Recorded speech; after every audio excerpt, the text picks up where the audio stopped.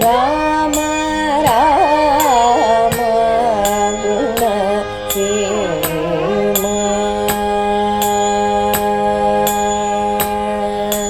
ರಾಮ ರಾಮ ಗುಣ ಸೇಮ. ಶ್ರೀಮತೆ ರಾಮಾನುಜಾಯ ನಮಃ. ಕೂಜಂತಂ ರಾಮರಾಮೇತಿ ಮಧುರಂ ಮಧುರಾಕ್ಷರಂ ಆರುಹ್ಯ ಕವಿತಾಶಾಖಾಂ ವಂದೇ ವಾಲ್ಮೀಕಿಕೋಕಿಲಂ. ಯತ್ರ ಯತ್ರ ರಘುನಾಥಕೀರ್ತನಂ ತತ್ರ ತತ್ರ ಕೃತಮಸ್ತಕಾಂಜಲಿಂ ಬಾಷ್ಪವಾದಿ ಪರಿಪೂರ್ಣಲೋಚನಂ ಮಾರುತಿಂ ನಮತ ರಾಕ್ಷಸಾಂತಕಂ. ಪುಣ್ಯಾಂಭೋಜ ವಿಕಾಸಾಯ ಪಾಪಧ್ವಾಂತಕ್ಷಯಾಯ ಚ ಶ್ರೀಮಾನ್ ಆವಿರಭೂದ್ಭೂಮೌ ರಾಮಾನುಜದಿವಾಕರಃ.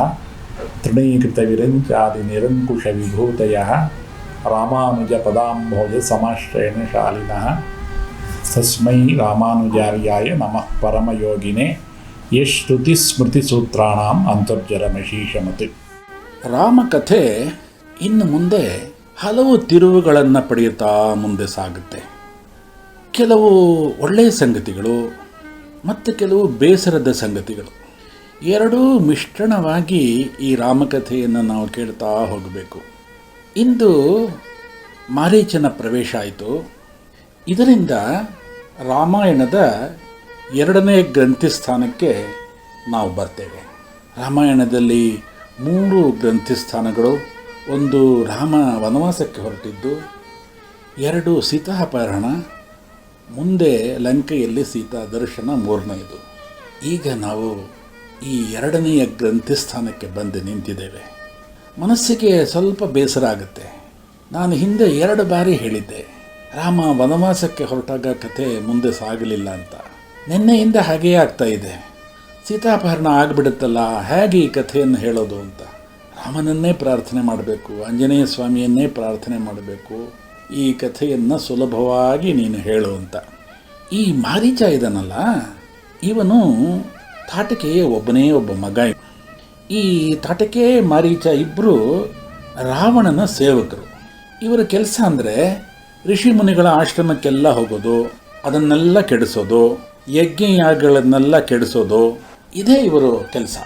ತಾಟಕಾವಧಿಯ ಸಂದರ್ಭದಲ್ಲಿ ರಾಮ ಮಾರೀಚನ ಮೇಲೆ ಮಾನವಾಸ್ತ್ರವನ್ನು ಪ್ರಯೋಗಿಸಿದ. ಅವನನ್ನು ಸಾಯಿಸಲಿಲ್ಲ. ಇದರಿಂದ ಮಾರೀಚ ಸುಮಾರು 100 ಯೋಜನ ದೂರಕ್ಕೆ ಹೋಗಿ ಬಿದ್ದುಬಿಟ್ಟ. ಒಂದು ದ್ವೀಪಾಂತರ ಪ್ರದೇಶ, ಅಲ್ಲಿ ಇದ್ಬಿಟ್ಟ.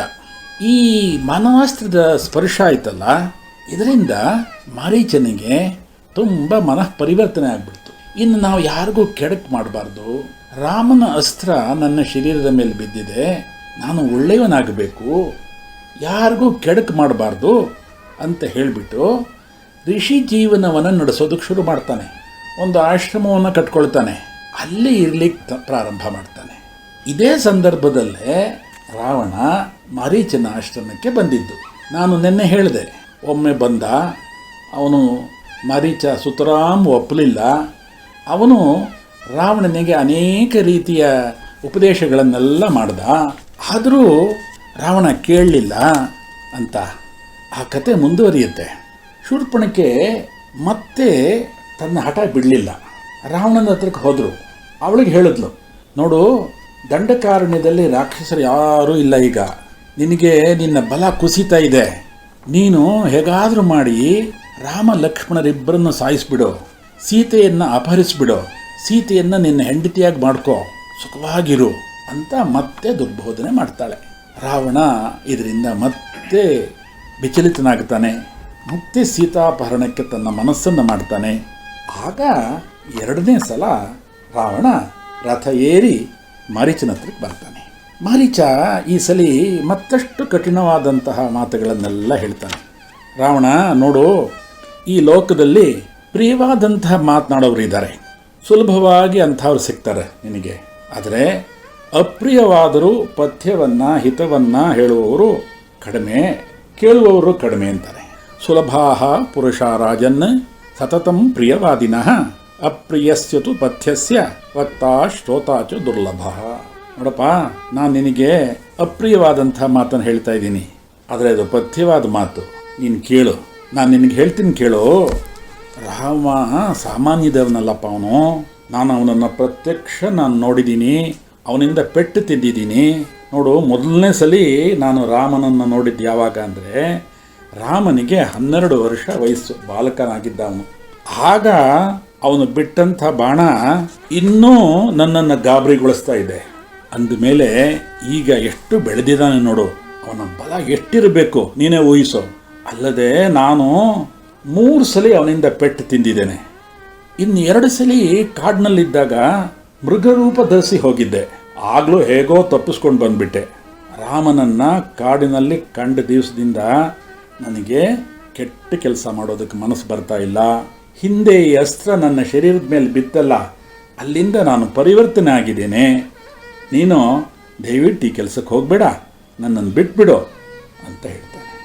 ಆದರೂ ರಾವಣ ತನ್ನ ಹಠ ಬಿಡೋದೇ ಇಲ್ಲ. ಆವಾಗ ಮತ್ತೆ ಮಾರೀಚ ಹೇಳ್ತಾನೆ, ವೃಕ್ಷೇ ವೃಕ್ಷೇ ಹಿ ಪಶ್ಯಾಮಿ ಚೀರ ಕೃಷ್ಣಾಜಿನಾಂಬರಂ ಗೃಹೀತ ಧನುಷಂ ರಾಮಂ ಪಾಶಹಸ್ತಾಂ ಯುವಾಂತಕಂ. ನೋಡಪ್ಪ, ಮರಗಳಲ್ಲಿ ಕೃಷ್ಣಾಜಿನವನ್ನು ಕೈಯಲ್ಲಿ ಬಿಲ್ಲನ್ನು ಹಿಡಿದುಕೊಂಡಿರುವಂಥ ರಾಮನನ್ನು ನಾನು ಕಾಣ್ತಾ ಇದ್ದೀನಿ. ಅಷ್ಟೇ ಏಕೆ, ರಕಾರದಿಂದ ಪ್ರಾರಂಭವಾಗುವಂಥ ಹೆಸರನ್ನು ಕೇಳಿದ್ರೇ ನನಗೆ ಮೈ ನಡುಗುತ್ತೆಪ್ಪ, ಈ ಸಹವಾಸ ಬೇಡ ಅಂತ ಹೇಳ್ತಾನೆ. ನೋಡಿ, ಮಾರೀಚನ ಮಾತುಗಳೆಲ್ಲ ಈ ಸಂದರ್ಭದಲ್ಲಿ ಎಷ್ಟು ಯುಕ್ತವಾದಂಥ ಮಾತುಗಳು, ಧರ್ಮಾಧಾರಿತವಾದಂಥ ಮಾತುಗಳು, ಒಬ್ಬ ರಾಕ್ಷಸನ ಬಾಯಿನಿಂದ ಬರುವಂಥ ಮಾತುಗಳ ಅಂತ ನನಗನ್ನಿಸುತ್ತೆ. ಆದರೆ ಮಾರೀಚನಿಗೆ 3 ಬಾರಿ ರಾಮ ಅನುಗ್ರಹ ಮಾಡಿದ್ದಾನೆ, ಅವನ ಜೀವವನ್ನು ಉಳಿಸಿದ್ದಾನೆ. ಅದಕ್ಕೋಸ್ಕರ ಅವನಿಗೆ ಈ ಅನುಭವ ಆಗ್ತಾ ಇದೆ. ಅವನು ಹೇಳ್ತಾನೆ, ನೋಡಪ್ಪ, ಈ ಕೆಲಸ ನನ್ನಿಂದ ಆಗೋದಿಲ್ಲ, ನೀನು ಖಂಡಿತ ಈ ಯೋಚನೆ ಬಿಟ್ಬಿಡು ಅಂತಾನೆ. ಮತ್ತೆ ಹೇಳ್ತಾನೆ, ನೋಡು, ರಾಮೋ ವಿಗ್ರಹವಾನ್ ಧರ್ಮ ಸಾಧು ಸತ್ಯಪರಾಕ್ರಮ ರಾಜ ಸರ್ವಸ್ಯ ಲೋಕಸ್ಯ ದೇವಾನಾಂ ಮಘವಾನಿವ. ರಾಮ ಅಂದರೆ ಅವನು ಧರ್ಮದ ಸಂಕೇತಪ್ಪ ಅವನು. ನೋಡಿ, ಇಡೀ ರಾಮಾಯಣದಲ್ಲಿ ಇದೊಂದು ಭರತ ವಾಕ್ಯ. ಇದು ಎಂತಹ ವಾಕ್ಯ ನೋಡಿ. ಆ ಧರ್ಮಾಧಾರಿತವಾದಂತಹ ನಮ್ಮ ಈ ರಾಷ್ಟ್ರದಲ್ಲಿ ಆ ರಾಮ ಈ ಧರ್ಮಕ್ಕೆ ಪ್ರತೀಕನಾಗಿ ಬೆಳಗ್ತಾ ಇದ್ದಾನೆ. ಅವನು ಅತ್ಯಂತ ಪರಾಕ್ರಮಿ, ತುಂಬ ಸಾಧು, ಅವನು ಸರ್ವಲೋಕಕ್ಕೂ ಒಡೆಯವನು ಅಂತ ಮಾರೀಚ ಹೇಳ್ತಾನೆ. ಆದರೂ ರಾವಣ ತನ್ನ ಹಠವನ್ನು ಬಿಡೋದಿಲ್ಲ. ಆಮೇಲೆ ರಾವಣ ಹೇಳ್ತಾನೆ, ನೋಡು, ನನಗೆ ಈ ಕೆಲಸ ಆಗಬೇಕು, ರಾಮ ಲಕ್ಷ್ಮಣರಿಬ್ಬರು ಸಾಯಬೇಕು, ಸೀತೆ ನನ್ನ ಪತ್ನಿ ಆಗಬೇಕು, ನಾನು ಅವಳನ್ನು ಅಪಹರಿಸಬೇಕು, ಇದಕ್ಕೆ ನೀನು ಸಹಾಯ ಮಾಡಬೇಕು, ಇಲ್ಲ ಅಂದರೆ ನೋಡ್ತಾ ಇರೋ ನಿನ್ನನ್ನು ಸಾಯಿಸ್ತೀನಿ ಅಂತ ಕೊನೆಯದಾಗಿ ರಾವಣ ಮಾರೀಚನಿಗೆ ಹೇಳ್ತಾನೆ. ಇದರಿಂದ ಮಾರೀಚನಿಗೆ ತುಂಬ ಆತಂಕ ಆಯಿತು, ದುಃಖ ಆಯಿತು.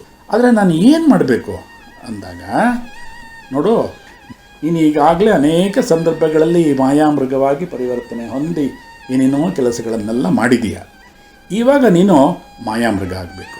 ಬೆಳ್ಳಿಯ ಚುಕ್ಕೆಗಳಿಂದ ಕೂಡಿದಂತಹ ಸ್ವರ್ಣಮಯವಾದಂತಹ ಜಿಂಕೆ ಆಗಬೇಕು. ಈ ಜಿಂಕೆ ಇದೆಯಲ್ಲ, ನೀನಿದೆಯಲ್ಲ, ನೀನು ಆ ರಾಮಾಶ್ರಮದ ಸುತ್ತಾಡಬೇಕು. ಹೇಗೋ ಸೀತೆಯ ಕಣ್ಣಿಗೆ ನೀನು ಬೆಳಬೇಕು. ಸೀತೆ ನಿನ್ನನ್ನು ನೋಡಿದ ತಕ್ಷಣ ಆಕರ್ಷಿತಳಾಗ್ಬಿಡ್ತಾಳೆ.